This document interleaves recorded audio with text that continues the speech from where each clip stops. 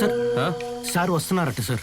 సరేనయ్యా, ఎందుకు కంగారు పడుతున్నావు? సూసైడ్ కేసుల్లో ఇంతకన్నా దారుణమైన కేసుల్లో చూసాం. కేసు గురించి కాదు సార్, మరి మన ఆఫీసర్ గురించి తలుచుకుంటే దడదడగా ఉంది సార్. చాలా రూడ్గా నడుచుకుంటున్నారు sir.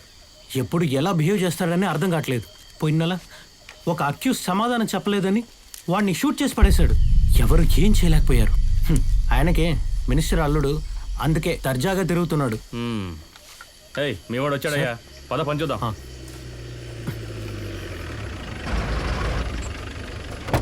Sir good morning sir. Male sir, age 35 లోపు ఉంటుంది. బ్లడ్ శాంపుల్ తీసుకుంటున్నాం, ఇంకా ఐడెంటిఫికేషన్ అవ్వలేదు సార్. సార్ ఎంక్వైరీ జరుగుతుంది సార్. సస్పెక్ట్ ఎవరు? సార్ సస్పెక్ట్ అంటూ ఎవరు లేరు సార్. మత్తు మందులు సప్లై చేసేవాళ్ళు సార్. రావయ్యా, వీళ్ళే సార్. నేనేం చేయలేదయ్యా. పోరా.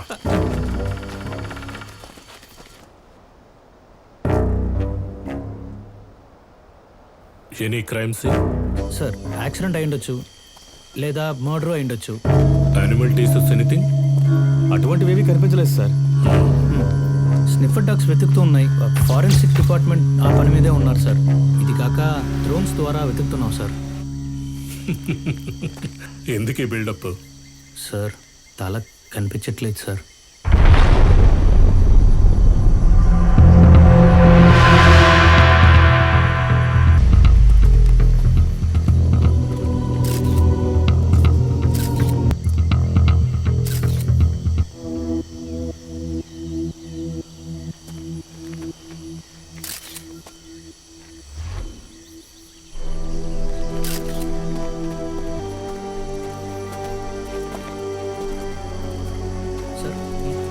ఫార్మాలిటీస్ అన్ని కంప్లీట్ చేద్దాం, దాని తర్వాత అది నేను చూసుకుంటానులే.